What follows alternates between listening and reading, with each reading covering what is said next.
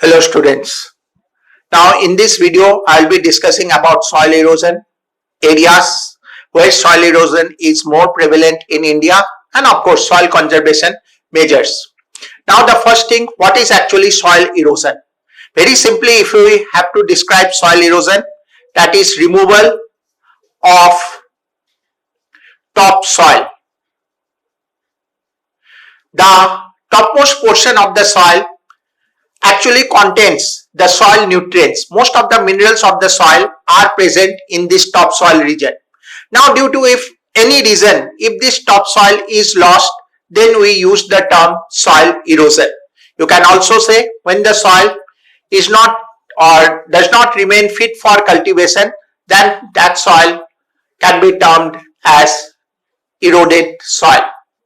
Now soil erosion can be caused by due to various reasons.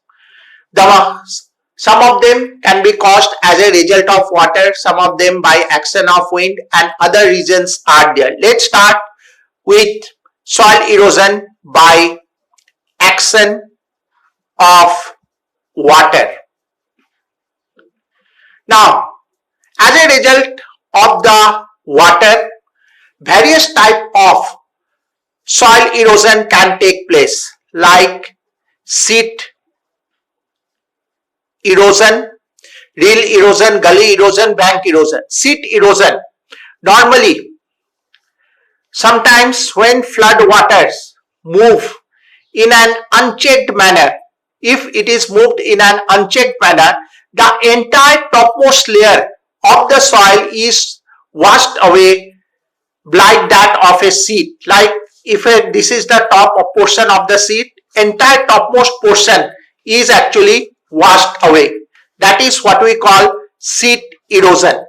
Now as a result of the sheet erosion, normally roots of the trees are actually exposed.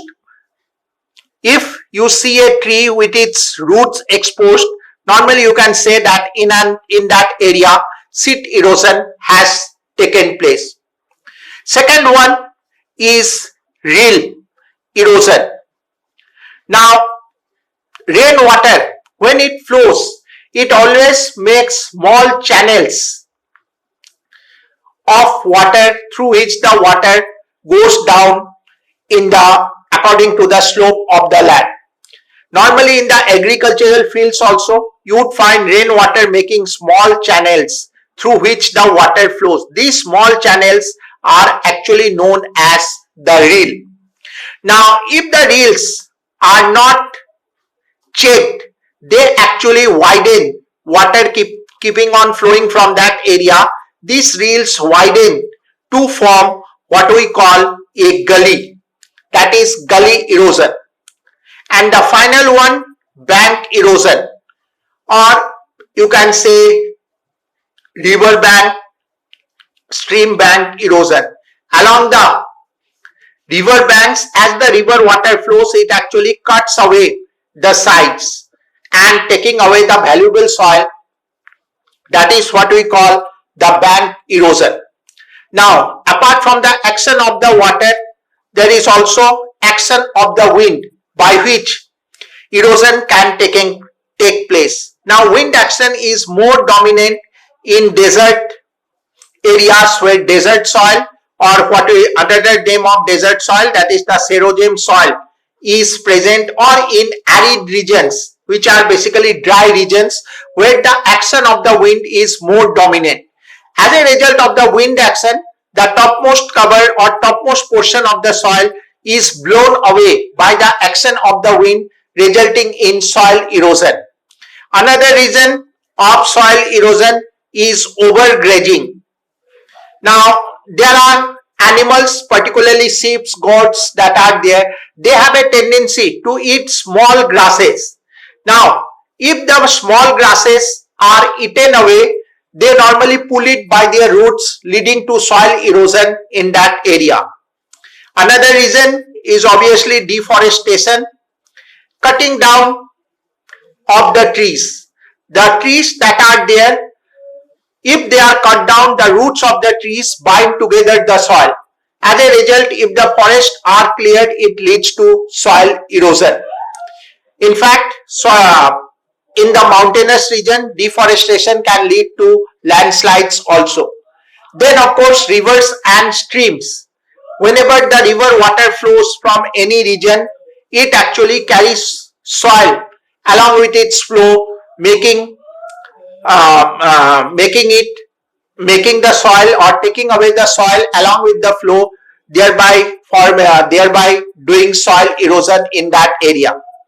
Then there is harmful agricultural practices. Harmful agricultural practices include number of things, like for example, when you talk of the harmful agricultural practices, the farmers, they tend to grow only single type of crop again and again in the land area. If a single crop is grown again and again, of course the land loses its natural fertility quite easily.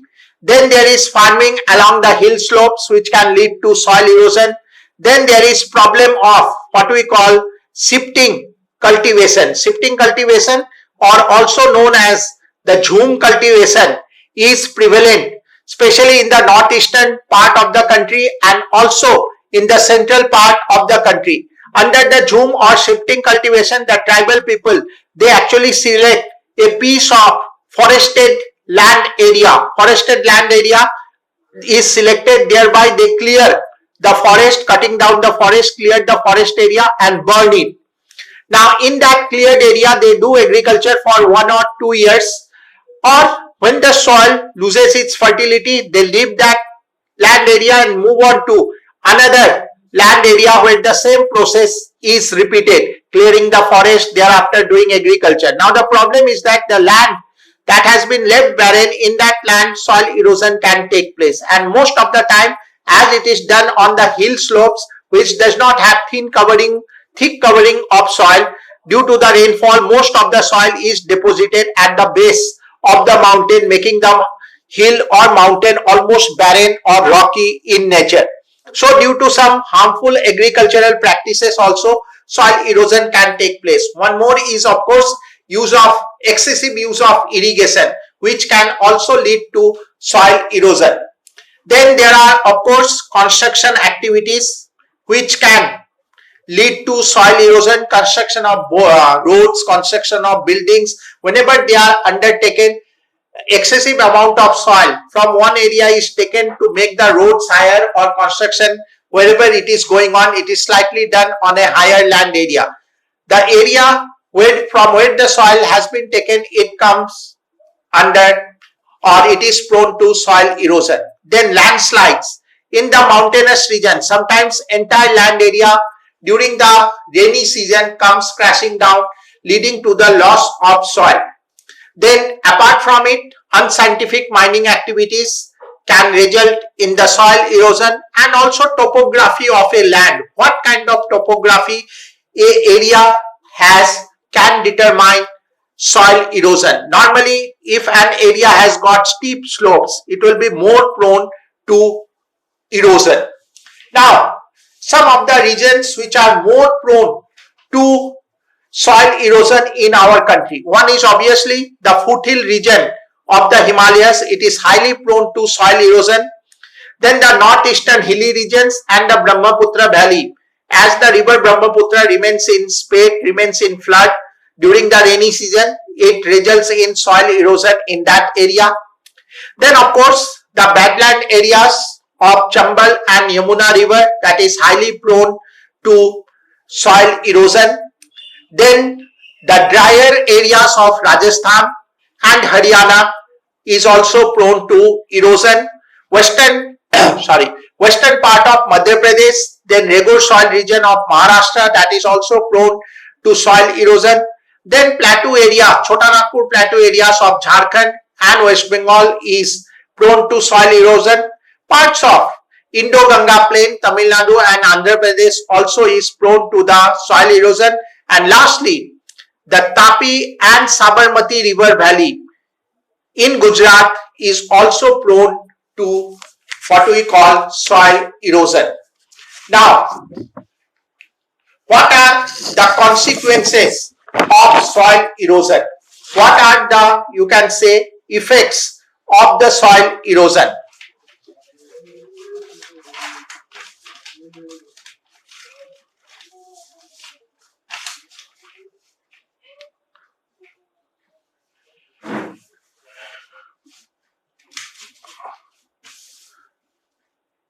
Effects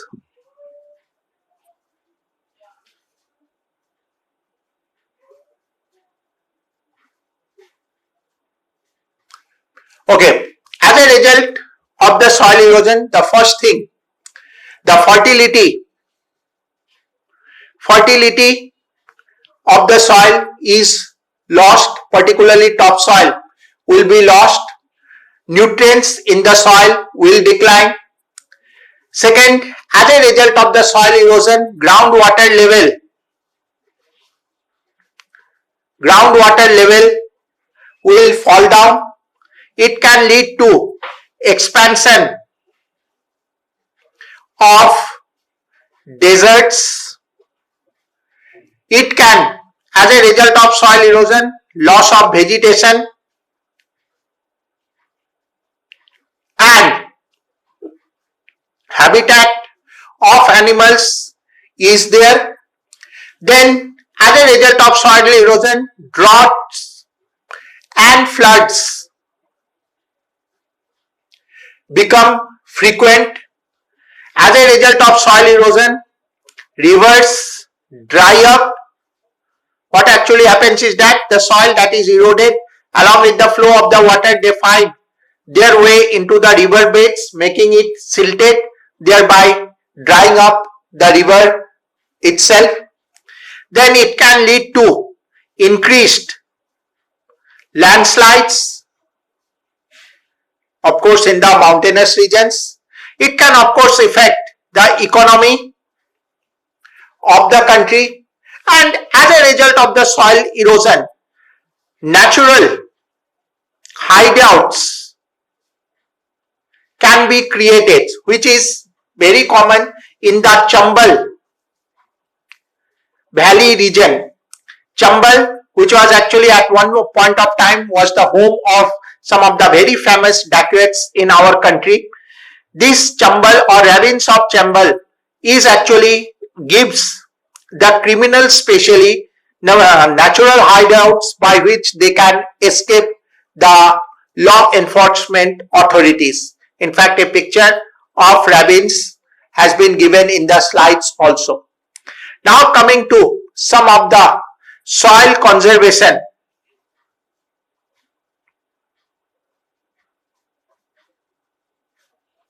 Measures. Now first, what is soil conservation? Prevention of soil erosion can be termed as soil conservation. If you prevent soil erosion, it means you are conserving the soil. Soil conservation is preserving the nutrients of the soil so that the soil remains fertile.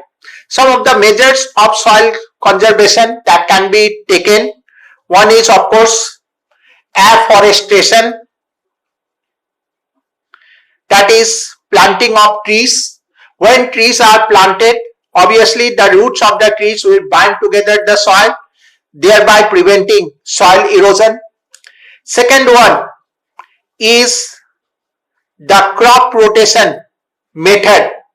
Crop rotation actually is a method in agriculture when different crops are grown one after the another instead of one single crop grown throughout the year again and again. Now in crop rotation, suppose if wheat is grown first in that land area, after it is harvested, potatoes may be grown in that area, after it is harvested, peas may be grown, thereafter again wheat may be grown.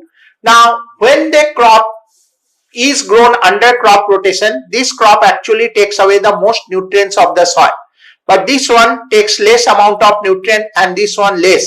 So by the time of wheat comes again, the soil is more or less fit enough to undertake the cultivation of wheat, and little amount of manure or fertilizer may be added to the soil. But if the same wheat is grown again and again, it may lead to excessive use of fertilizer. Then to prevent soil erosion in the hill slopes needs to be cut into slopes or terraces so that cultivation done, the water won't flow down directly taking the soil with them. So terrace farming is a common method of soil conservation in hill areas.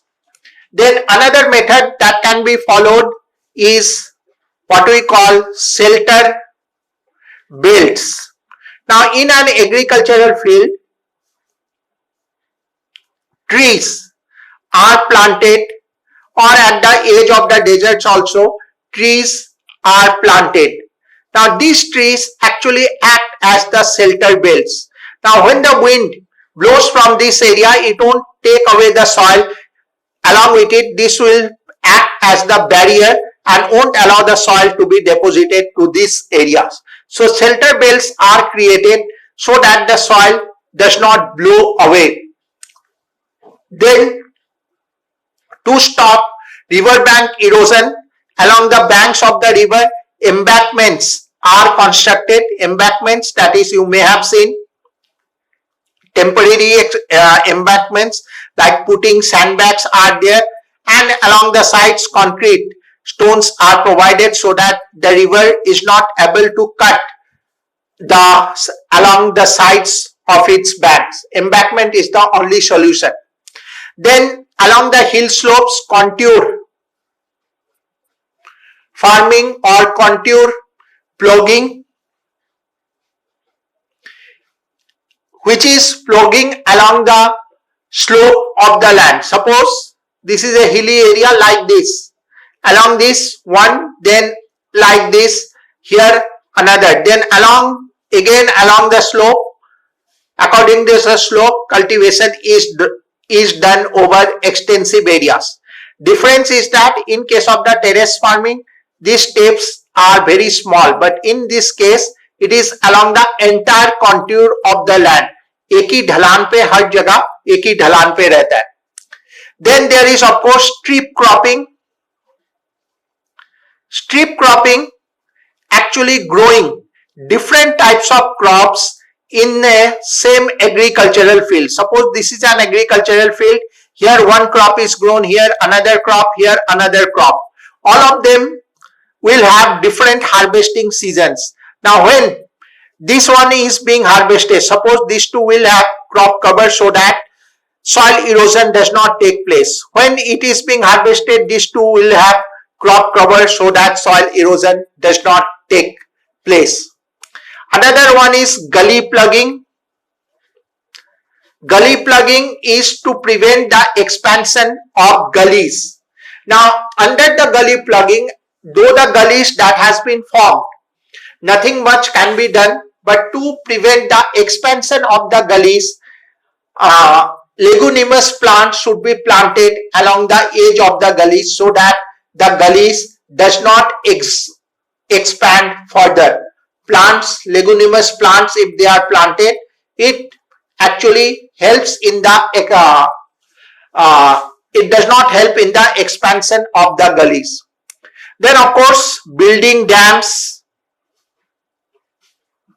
Dams are of course built with a number of purposes, but to control floods, which is one of the major reason of the sheet erosion, dams should be built so that it stops the floods, which is very common in what we call some rivers like Brahmaputra. Another thing, to prevent harmful agricultural practices, one of which was shifting cultivation. To prevent shifting cultivation or jhum cultivation, the tribal people should be provided with fixed land areas, and they should be made aware of the harmful effects of what we call shifting cultivation. Now, though that was the main basis of the chapter, remember one thing, the fertility of the soil is very important. We need to take care of the soil fertility. Soil fertility, of course, decreases as a result of frequent cropping. It can also decrease as a result of unscientific crop rotation. Excessive use of chemical fertilizers, pesticides can lead to what we call decrease in soil fertility. Now, normally, if the soil is left barren, then the soil obviously will regain its natural fertility. But in our country, the pressure of population is so high that it is not possible to keep the soil as it is, because the pressure of land is very high in our country. It needs to be cultivated. Now, this chapter overall, I don't think this chapter is very important for long questions, but this chapter is important for objective type of questions. Also 1, 2 or 3 marks question at most. Along with this, I have provided a worksheet of the questions that you have to do. Make sure that you do it in your fair copy, all the objectives as well as the other questions that are there. Do go through the PDF file, video slides which I have provided to make the chapter easier for you, but do also go through the book to understand the chapter better. That's all for today.